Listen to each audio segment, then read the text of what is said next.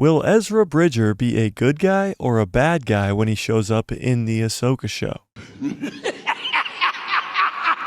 In the finale of Star Wars Rebels, Ezra disappears. He takes Grand Admiral Thrawn and a Star Destroyer with him as the giant space whales known as the Purrgil blast them into hyperspace. Ezra has trained to be a Jedi with Master Kanan Jarrus and trained to be a Sith Lord with Darth Maul. And now it has been about 10 years since the Ghost Crew has last seen Ezra, so do you think he will come back as a friend or a foe? Smash a like on this video and let's break this down.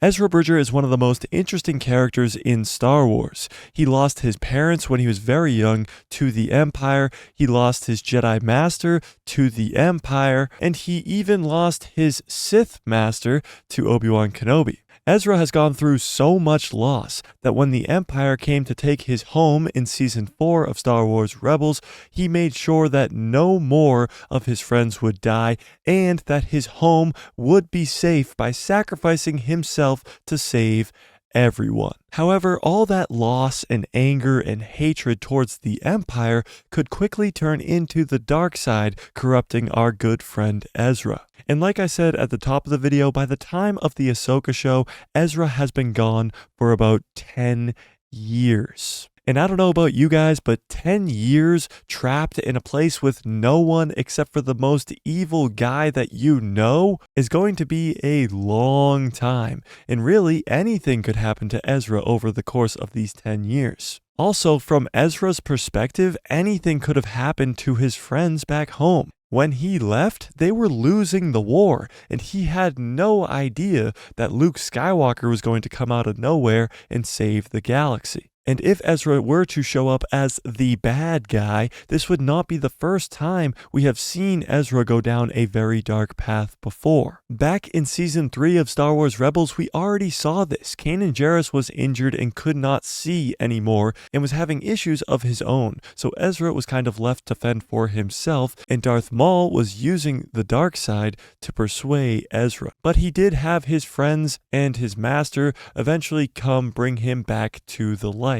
However, this time things might be a lot different without his friends or his master being there. Now, us as fans have seen this before with the Chosen One, Anakin Skywalker. If Anakin had Qui-Gon around, who was supposed to be his father figure / master, and Ahsoka, his Padawan, who he trusted with his life, then maybe he would have been brought back to the light, or even never have fell to the dark side. And now I'm sure you're thinking Darth Maul was just manipulating Ezra to bring him to the dark side. So without Darth Maul, then Ezra should be fine. However, even after Darth Maul, early on in Season 3, when Maul was not around, Ezra was killing people in cold blood. And the majority of Ezra's life has been filled with tragedy. He was literally born on Empire Day, the day the Empire took over the entire galaxy. Ironic. Now, Grand Admiral Thrawn has been through these same 10 years away from everything. However, it seems like he's been thriving wherever they are. In The Mandalorian Season 3, we see the Shadow Council talking about Thrawn's return with an army, meaning he has been up to something over these last 10 years. Now, this must mean that Ezra has escaped or eluded Thrawn's capture for over 10 years. But let's say Ezra is Darkside Ezra when we see him in the Ahsoka show. Do you think Sabine and the other members of the Ghost Crew are enough to bring him back to the light? After 10 years of being with the dark side and thinking that his friends are probably all dead, do you think they will be enough to bring him back to the light? Well, in a show like Ahsoka, the challenge to find the balance between the dark and the light is a constant struggle for many of these main characters. Ahsoka, Sabine, Baylan, Shin, all of these characters have been through tragedy after tragedy. Whether it was Order 66 like it is for Ahsoka and Baylan, or it's losing their entire home world like it is for Sabine, who lost Mandalore in the Night of 1,000 Tears. Finding the balance between the dark and the light is extremely difficult, and Ezra Bridger is the perfect example because we have no idea